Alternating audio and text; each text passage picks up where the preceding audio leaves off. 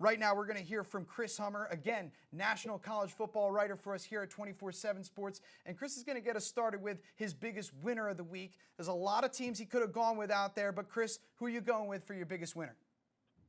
Yeah, I think you have to go with Michigan. I know that sounds weird to some people after two early season losses for the Wolverines, but people kind of swing at Jim Harbaugh all the time like he's a piñata. And I think you have to give him some credit sometimes for what Michigan does well. And what Michigan did do well was beat Notre Dame 45-14.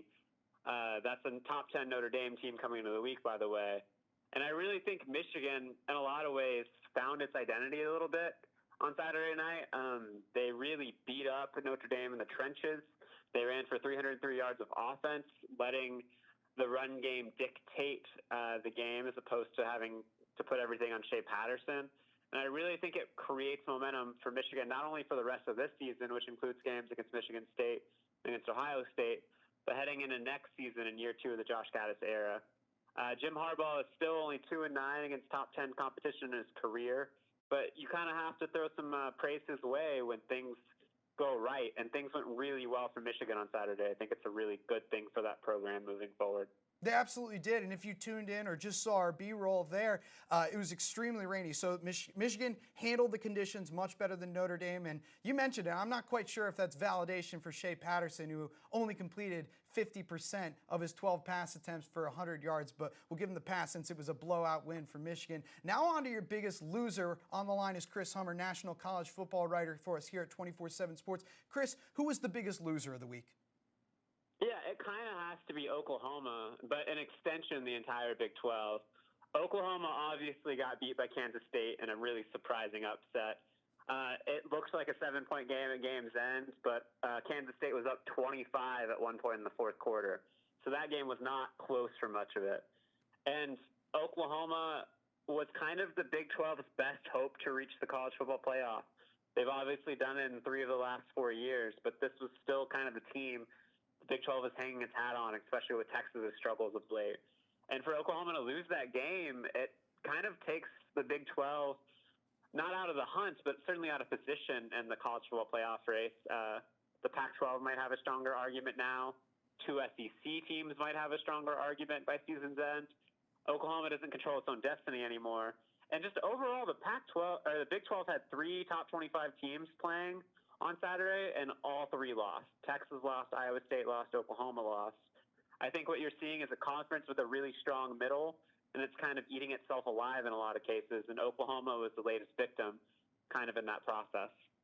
Chris, I'm really interested to see what happens from a college football playoff perspective with that Oklahoma loss, and you outlined that. But I'm also interested to see what it does for the Heisman race when you consider Jalen Hurts still had nearly 400 yards passing, nearly 100 yards on the ground, and 4 total touchdowns in that game, but a loss for Oklahoma. So it'll be interesting to see how the Heisman voters handle that or count that against them, if they do, when they get to the voting later on this year. But let's also get your biggest takeaway of the week, Chris. There was a lot going on around the college football world. What stood out to you?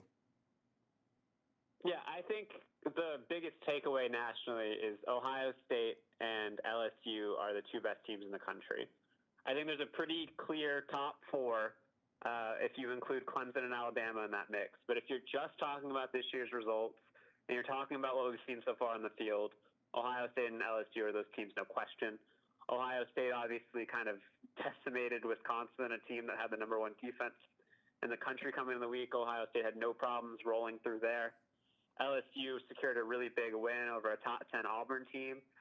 Ohio State, from a top-to-bottom perspective, I think is the strongest team and has the strongest resume nationally. They're one of only 2 teams in the country with a top 10 offense and a top 10 defense in terms of yards per play. Their strength of schedule is legit. They've been consistent every single week. I think the Buckeyes have proven it, and they kind of deserve to be number 1 despite what the AP rankings say. And from LSU's perspective, the Tigers have the 3 best wins of anybody in the country. They have 3 top 10 wins over Texas, over Florida, and over Auburn.